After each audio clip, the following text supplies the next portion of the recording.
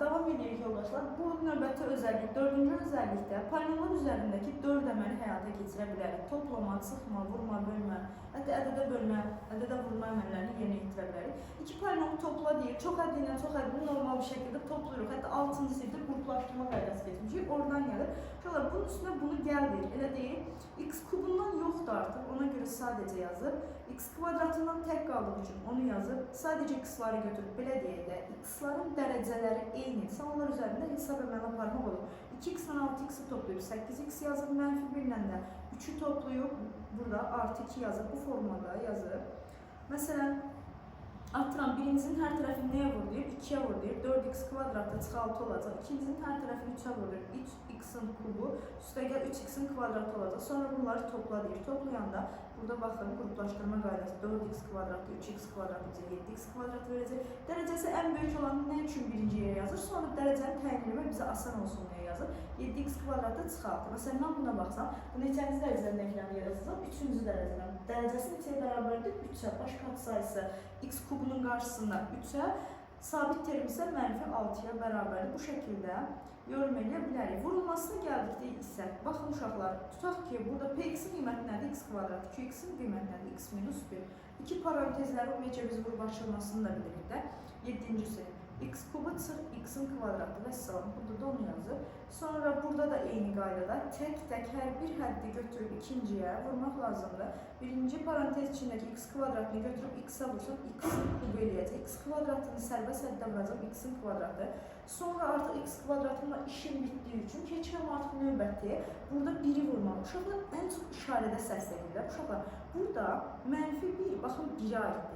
Yəni bu ortadakı toplama çıxma əməlləri vurduğunuz ədədlərin işarəsinə görə təyin olunur. -1-i götürüb x-ə vursam -x eləyəcək mənə. -1-i götürüb 1-ə vurduqda isə -1 eləyəcək. Baxın, gördünüz, vurub bu formada yazılır. Yəni işarələrdə diqqətli olun.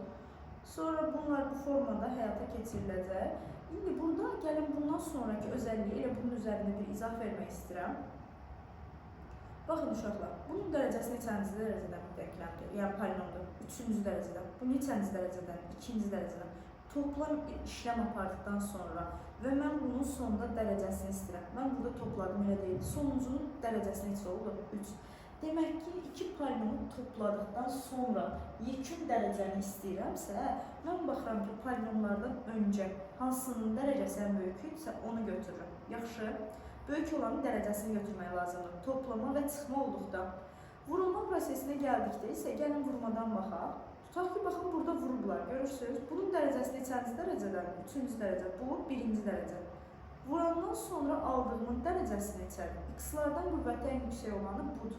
Yəni 4 dərəcəli alınır. Demək ki, vurma prosesində götürüb mən dərəcələrimi toplamalıyım. Bir də təkrar edirəm. İki polinomu topladıqda və ya çıxdıqda, dərəcəsini soruşduqda onlardan ən böyük olan dərəcəsini götürürəm. Vurma prosesində dərəcələri toplayacaq, çıxma prosesində onu dərəcələri, daha doğrusu bölmə prosesində də dərəcələri götürüb çıxacaq. Bu formada, hətta gəlin mən burada bir başqa şey daha izah edəcəm. Nəyə diqqət edək? Baxın, fərz edirəm mənim polinomum px bərabər x kvadratı. Tamam, sualı özümdən təsarlayacağım. Mən sənə deyirəm ki, p x plus 1-in dərəcəsini tap. Fikir versəz, siz x-in yerinə x plus 1 yazsaz, bunu kvadrata yüksəlsəz. Yəni x kare artı 2x plus 1 aldınız. Dərəcə dəyişəcəkmi? Yox. Yenə dərəcə nə oldu? 2. Demək, içəridəki bir şeyin üstünə bir ədəd gəlsən və yaxud çıxsam, bizim yekunda dərəcəmiz dəyişməyəcək. Əvvəl necə idisə, yekunda da yenə eyni qalacaq. Eyni zamanda p-ni götürüb bir ədədə vur. Məsələn, 3x hesabladıysan, 3x-in kvadratı yazacaqsan. Demək ki, polinomu götürüb 3-ə də vursan, yəni standart hər hansı bir ədədə də vursan, yenə dərəcəm dəyişməyəcək, eyni qalacaq. Hətta içəridəki ədədin özünü götür başqa bir şeyə vur, yəni bir ədədə vur. 3x-in kvadratını hesablamalısan, tutaq, bu da 9x kvadrat. Alt üstü sadəcə katı dəyişə bilər, dərəcə yenə dəyişməyəcək. Fikir verdinizsə, aşağıda elədiyim proseslərin heç biri toplama, çıxma, vurma, bölmə mənim qüvvətimə, dərəcəmə təsir eləmir. Amma gəlin mən sizə içindəkinin bir qüvvətə yüksəldim. Hətta 2 yazmayayım, qarışdırmayayım, 3 yazam. Yəni mən aparıb x gördüyüm yerə, x-ın yuxarıda x gördüyüm yerə içini x kvadrat kubu yazmalıyım. Elə deyil, x kubunun kvadratı. O mənə x üstü 6 verəcək, elə deyilmi? Fikir verdinizsə, qüvvətə yüksəltdiyimdə özümün dərəcəsini yekunda içərisinə qoyduğumun dərəcəsinə vuranın yekun dərəcəni almış olam. Demək ki, qüvvətə yüksəltmə əməli mənim dərəcəmə təsir edir. Özümün, polinomun öz dərəcəsini, yüksəltdiyim ədədin dərəcəsini gətirib yekunda vurmaq lazımdır. Aydın oldu. Məsələn, belə yazsam, p kvadratı kubu tutaq ki, x yazmışam. Yadda saxlayın, bununla bu eyni bir şeydir. Baxın, bu eyni bir şeydir. Demək ki, mən x kvadratının kubu, yəni x üstü 6 olacaq. Demək, dərəcəyə təsir edən şey içəridəki toplama deyil, ədədə vurma deyil. Ümumiyyətcə, sadəcə dərəcəmizi dəyişdirən şey içəridə qüvvətə yüksəltmə, çöldə qüvvətə yüksəltmə varsa, o mənim dərəcəmə təsir edir yekunda və onun dərəcəsini gətirib öz polinomunun dərəcəsinə vurmaq lazımdır. Bu şəkildə, yəni qarışdırmalar eləməyin. Ya da ən bəsit belə yadda saxlayın. Aşağıda olan heç bir şey sizin dərəcənizə təsir edə bilməz. Yuxarıdakı qüvvətlər sadəcə sizin dərəcənizə təsir edə bilər. Onu da götürüb bir-birinə vurmaq lazımdır. Bu qədər. İndi gəldik. Burada birinci, baxın, bütün qaydaları burada demiş oldum. Baxın, burada qaydalar indi öz-özündən gedir. Görürsünüz, vurma prosesində dərəcələri toplayın. Bölmə prosesində dərəcələri çıxın. Toplama prosesində və çıxma prosesində baxırsan hansı böyükdürsə onun dərəcəsini götürmək lazımdır. Burada fikir verdinizsə dərəcələr dəyişməyib deyil. Yəni eyni şeylər deyil. Mən dediklərimi yazım burada. Gəldik bura. Dərəcə deyəndə içlərindən ən böyüyünü götürürdük. X üstü 6 ən böyükdür, dərəcə oldu 6. Gəldik, burada dərəcə ən böyükdür. Yəni, indi mötərizə parantezin içərisində nə qədər ədəd verirsə versin. Baxırsan, içərisindəki qüvvət ən böyük olan kimdir? X kvadrat. X kvadratının kubu, o da sizə nə verir? X üstü 6, dərəcəm 6-dır deməkdir.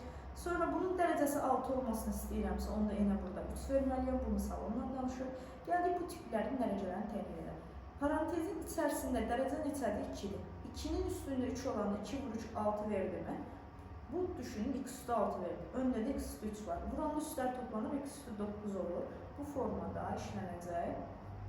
Gəldik bura.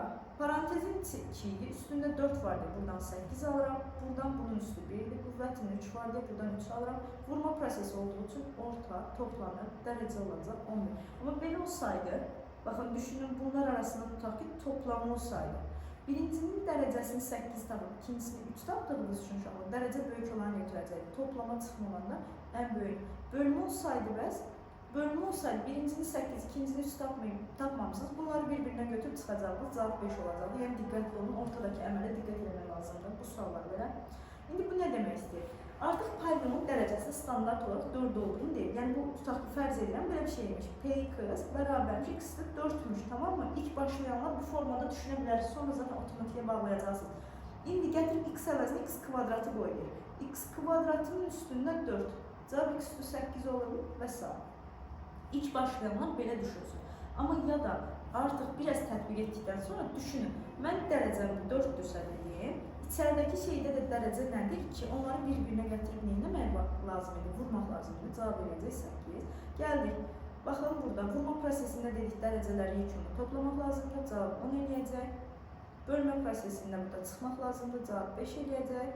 Gəldik bu formada olan sistem denkləm qurmaqla həll eləyəcəyimiz sorular uşaqlar. Özünüzdən atıram ki, Px-in dərəcəsi, tamam mı? Fərz eləyəcəksən ki, bir m-dir. Qx-in də dərəcəsi, ya m yazmayaq, a yazın. Genellikle sizə daha rahat olur. Bunun dərəcəsi 1b-dir. İndi qüvvətə yüksəldəndə, yuxarıdakı misalda dedik də, baxın, bu misalda dedik, elə deyil. Dərəcəni gətirib öz dərəcəmə vuracam. Eyni qaydayla düşünün. Fərz eləmişəm ki, P-nin dərəcəsi A-dır. Bir də götürüb üstünə onu qüvvətə yüksəltmişəm. Onda mən öz dərəcəmi, yüksəltdiyim qüvvətin dərəcəsinə neynəməliyim? Gətirib vurmalıydım da. 2A, orta vurma olduğuna görə toplama, Qx-in dərəcəsinə B demişim. Bərabər oldu 8-ə. Bunu yanında yazaq. Oldu mu? Bir-bir tərcümə geçdik. Bölmə prosesi olan da isə onların dərəcələri bir-birindən çıxılır. A çıx B bərabər 1-ə.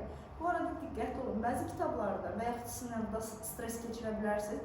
Bu formada yazdıqda, baxın, bu formada yaza bilər. Bölünmüş D, Qx ayrı-ayrı dərəcəliyibsə, belə yazıbsa, bu A böl B bərabər 1 deməkdir. Yaxşı, bunlara diqqət edin. Bölüb dərəcələyəndən çıxırsınız, ayrı-ayrı dərəcələyəndə isə ona diqqət yetirmək lazımdır, ayrı-ayrı bölmək lazımdır. Bu formada bir sualı. Bu denklemi həll eləsək, yuxarıdan aşağı toplayıram, 3A bərabər 9-a, A-nın qiyməti 3-dür. Gətirib tutaq ki, aşağıda qoydum, B-nin qiyməti 2 olacaq bu formadadır. İndi bizdən də P-A demişdik, onun dərəcəsini soruşur, uşaqlar 3 olacaq bu formada. Məsələn, bir dənə daha işləyək. P-A deyək, buna B deyək. İndi belə bir şey deyirik, içəridə olan əməl, toplama, çıxma, vurma, bölmə bizim dərəcəmizə təsir eləmir də, sadəcə qüvvəti yüksəltmək, yuxarıda olanlar bizə təsir edirdi. Burada buna A, buna B demişəm deyə, bunlar sadəcə toplanıb cavab 7 olacaq. Burada P-yə A demişəm, baxın, birinci 7 yazaq. Burada P-yə A demişdim, Q-yə B demişdim, amma qüvvətə yüksəldi. Görürsünüz, yəni ikinci dərəcədən yüksəldi. 2-ni gətirib B-yə vuracaq. A plus 2B bərabər 9 olacaq. İndi mən bunları sistem həll edən aşağıdan yuxarı qatlayıb çıxacağam. B bərabər 2 qalacaq. Onda A bərabər 5 olacaq. Bizdən P-nin dərəcəsini istəyir. P-ni 5 tapmışam. İçinə 3x qoysa belə dərəcə dəyişməyəcək. Yəni 5 olaraq qalacaq. Tamam, bu özəllik belə. Sonraki